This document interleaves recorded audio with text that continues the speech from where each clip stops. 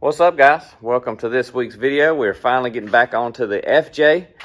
I have just really been dragging my feet lately, working on it. It's just kind of a lot of stuff going on, and just life in general.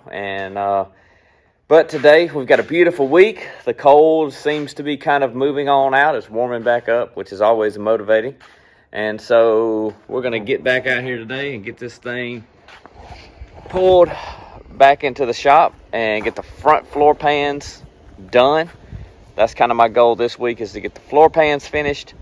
And I don't think the front fender is going to take long to straighten out. The door, if you saw in the last video with the FJ, the door is pretty rough.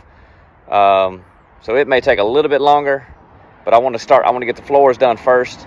Then we'll knock out the fender and the door and get them put back on. So we'll see how far we get in this video. We're going to get as far as we can and get this thing back sealed up solid. And then the only thing that we'll have left after that, as far as rust goes, is the back quarter panels. We'll have to fix those.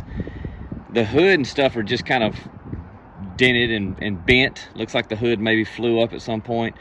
So we got some work to do on the cowl and things like that, just straightening out dents and stuff like that. That's not bad. That stuff goes pretty quick. It's just this rust stuff in these little tight places inside that takes a while. So anyway, let's get this thing pulled into the shop and go to cutting on it some more. So the other day, Andrew posted a poll. I don't know where she posted it. I don't know much about social media stuff, but asking kind of what kind of content you guys would like to see, because it's very, very challenging doing termite stuff every single week, because there's not a lot to just do on termite. It's just kind of like we've always said, it's our daily. We go do stuff. But, if you live in the real world like we do, we can't go camping every single week.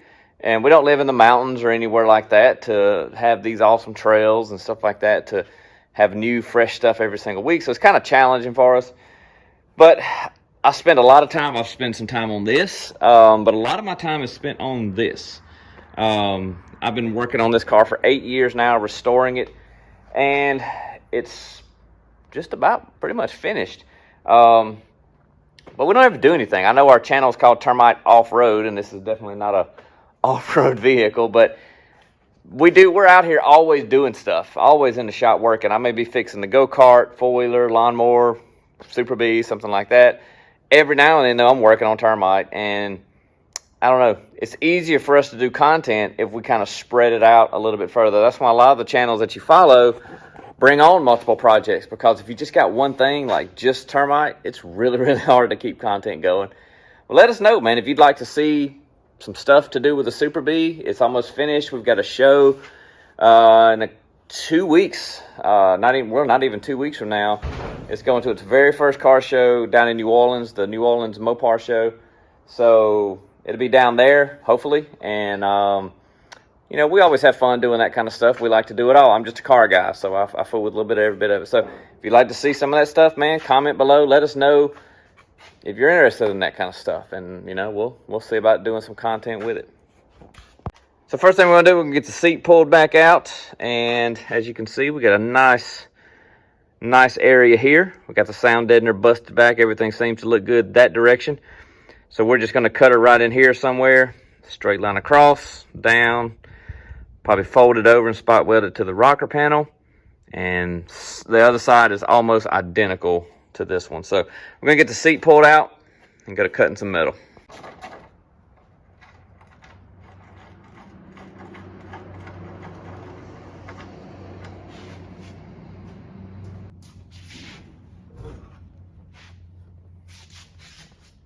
A lot easier with the doors not there.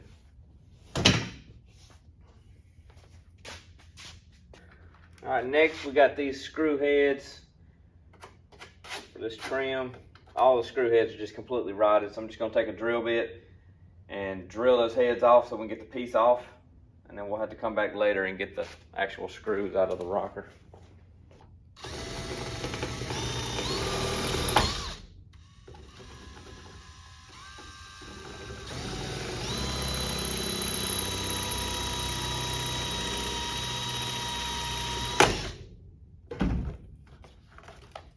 Okay, so you can kind of see here what we're going to be doing. I knocked a little bit more of the sound deadener back just to get us room, because if you're welding, you do not want that stuff to catch on fire. It stinks. Something horrible. So you can see we're just going to kind of cut right along that blue line of the tape. The rocker under here that the floor welds to still seems really, really clean and solid. That's just that red clay. You can see it all up under here as I'm hammering and cleaning. But I thought I was gonna have to bend a 40, but it looks like it's just gonna be a flat piece. What I'll do to these humps is I'm not gonna try to impersonate those onto the new piece, because they ended right here anyway. So I will just take my dolly once I cut this and kind of go through there and flatten those out, so they'll just run into a flat piece and it'll be a nice smooth transition. The best I can. We may have to do a little something there to get it to work right, but we're gonna cut this out and get the new piece in.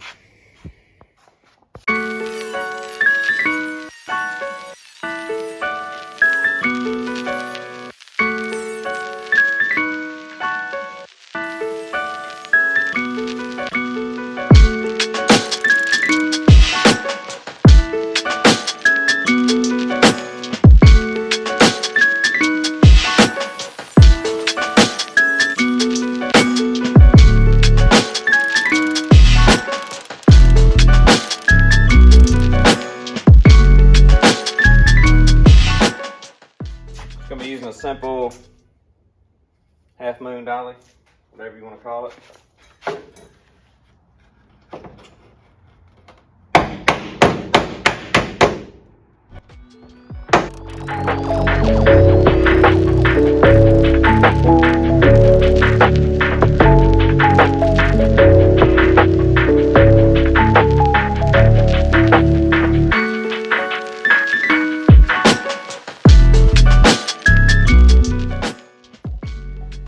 Okay, so we got our hole cut, cleaned up. I flattened them a little bit, but that floor is just kind of bouncing, so probably just be one of the things we'll have to do it as we weld. The rocker is good and solid though, no rust there. We'll hit it with a little stillet to give it an in-between coat. It'll be spot welds just right along the rocker. That's easy enough, and then we'll full weld with butt welds all the way around. So I'm gonna get a template cut out, get my piece of sheet metal cut out, and we'll start putting that baby in.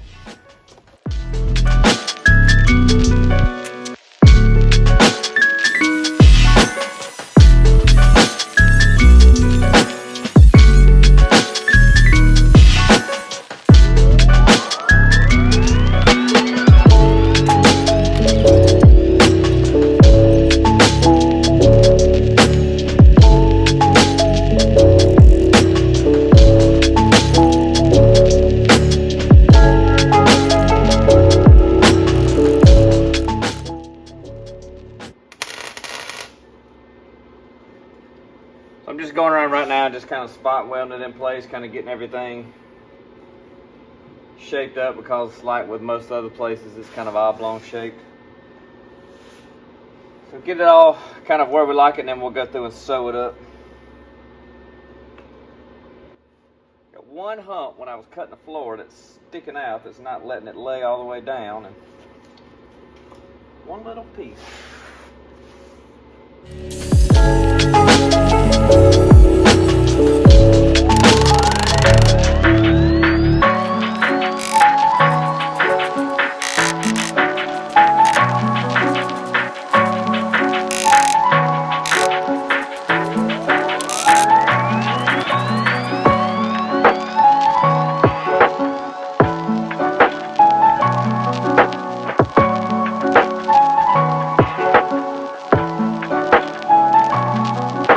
Alright, we got this side done.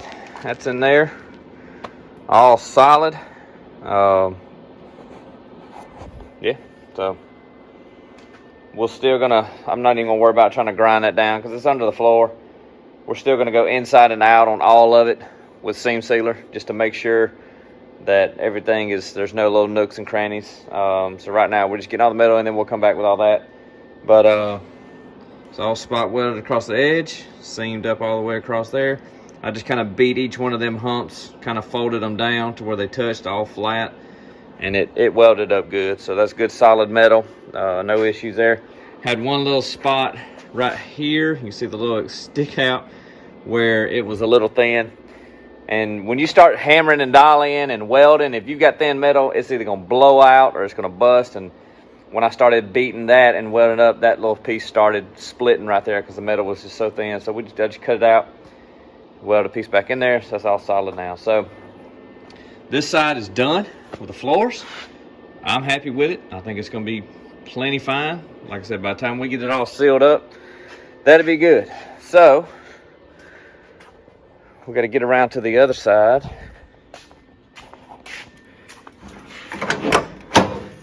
I haven't even busted any of this back, but it doesn't seem to go quite as far up or quite as far back. It's just a little bit smaller of an area. May just go ahead and get both of these done today. That would be awesome. So got this side busted back a little bit. You can see this side is not nearly as bad. The other side went well up past that drain hole and went all the way back to like this curve here, somewhere in this area. I've already cut a line in it and then realized I never did show you guys what this side looked like. And I also forgot to mention, before you cut into the floor, just give a quick look underneath. Make sure you're not going to cut a fuel line or a brake line or something like that. I meant to mention that earlier, that before you start cutting through floors, always just throw an eyeball under there, just even if it seems obvious, just to make sure that you're not about to cut through something, because it could have been something non-factory. I've seen previous owners, you know, you'll have something that somebody at some point in time ran a fuel line or a brake line or something where the factory didn't even come close to putting it. So just a quick look underneath before you go to hacking on the floors sometimes can kind of pay off. So we're going to get this thing cut out, and I got to go get a smaller disc just to cut across there. Then we'll pop the spot welds up, get that piece out, slap that piece in. This side's going to be real easy. And then we'll call the front floor pans done. All right, well, there's that side done. Caught the drain plug on fire, so it's kind of stinks in here right now. But probably should have popped that out. But anyway, this floor's done. So that concludes the front floors. This side's done. This side's done. The rockers, I was really happy to see how solid the rockers are. I didn't have to do, I just kind of cleaned them up, hit them with a little skillet, and then welded to them, so they got something. But we can still get to the inside when we get underneath it and clean it up. So all right, guys, well, we get to editing the videos, and it was going to be an incredibly long video, so we're going to split this one into two parts. You just watched the floors. Next week will be the door and fender getting put on and roughed in, at least. So appreciate you guys watching. See you again next week. Video today? No, it didn't. Their video today is stuff we don't ever put in our videos. Ooh, we have a lot of that too. It's just like just randomness.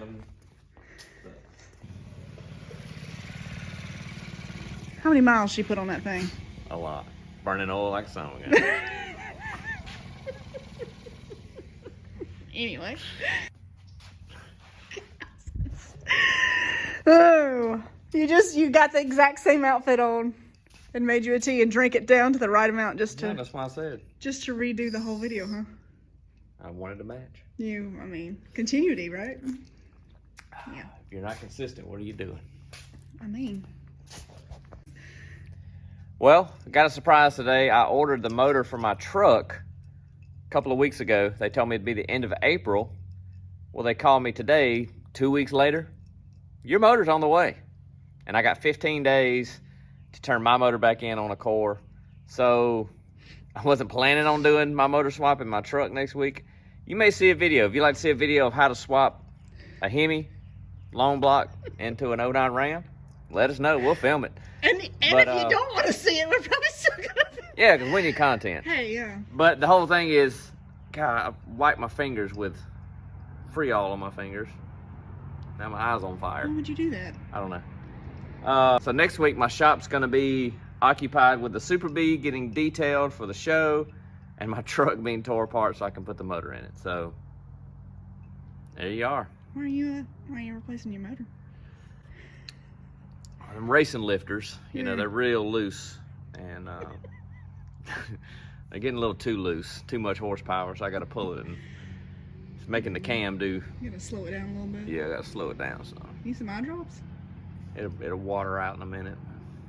I'm cleaning under the Super Bee, and my hands got grease and stuff on them just from wiping and oiling, and I just rubbed my darn eye like a dummy. Okay.